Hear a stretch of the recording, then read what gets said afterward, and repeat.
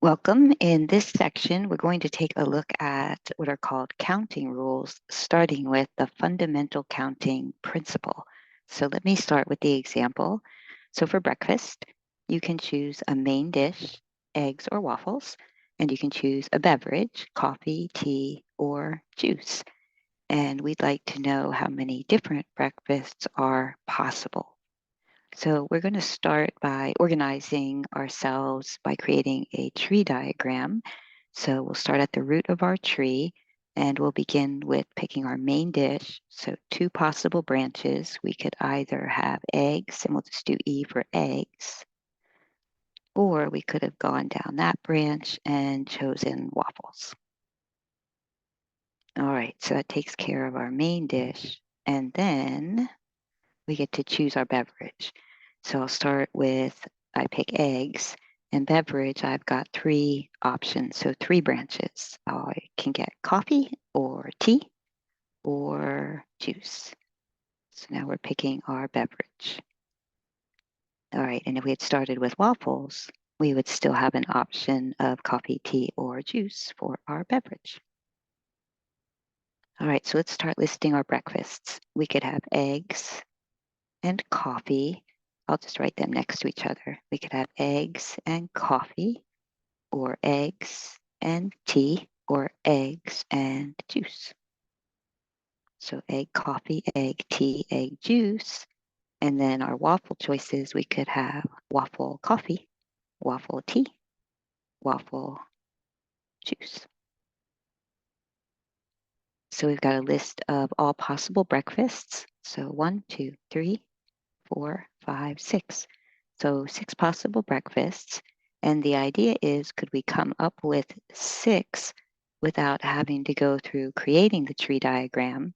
So rather than the list of breakfasts, we just want to know how many. So basically, the number of main dish choices, there were 2, so 2 branches there. And then to each of those 2, we attached 3 branches.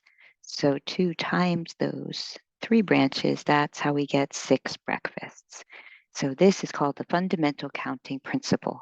We take the number of choices we have for one option times number of choices for another option.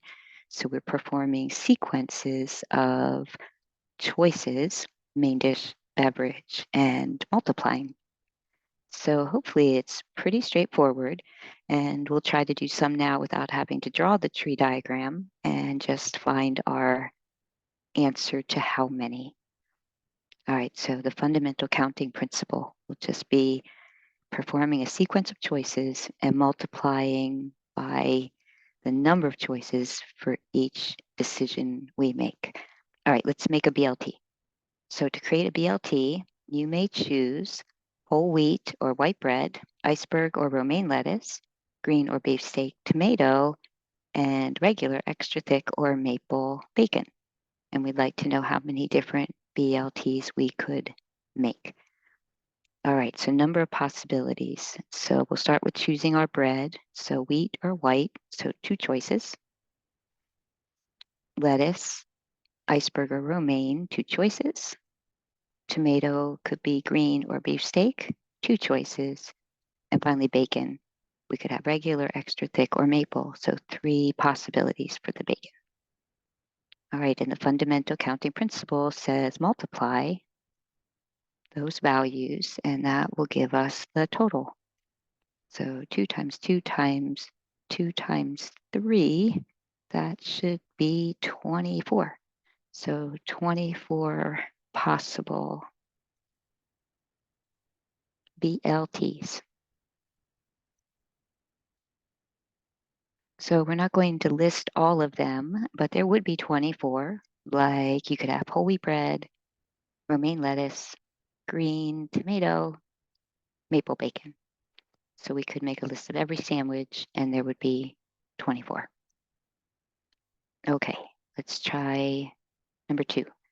So a sweater pattern comes in 2 styles, 5 colors, color options, 4 sizes, and there's 6 yarns appropriate for the pattern.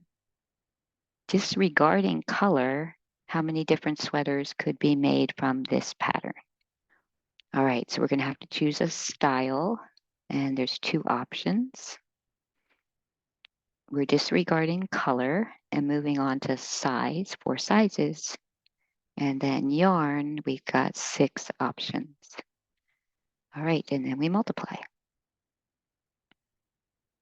All right, so if you multiply those, that should be 48 different sweaters could be made from this pattern. Okay, let's try one more, just set up a little differently. So Selma here is studying the growth of a particular type of plant. She's testing the effects of 3 growth factors: lighting, age, and temperature. And the table provides the level she is testing for each factor. She wants to find the number of ways of combining one level from each of the growth factors. So how many ways are there? All right, so lighting, she can do low, medium, or high. So 3 possibilities there. And then times, then she'll choose age. So 1, 2, 3, 4. 4 choices for the age she tests. And then finally, temperature, 1, 2, 3, 4. 4 choices. All right, so 3 times 4 times 4, that is also 48. So 48 ways to test. Okay, so essentially, to recognize the fundamental counting principle, we look for situations where we're making choices in sequence. First lighting, then age, then temperature, for example.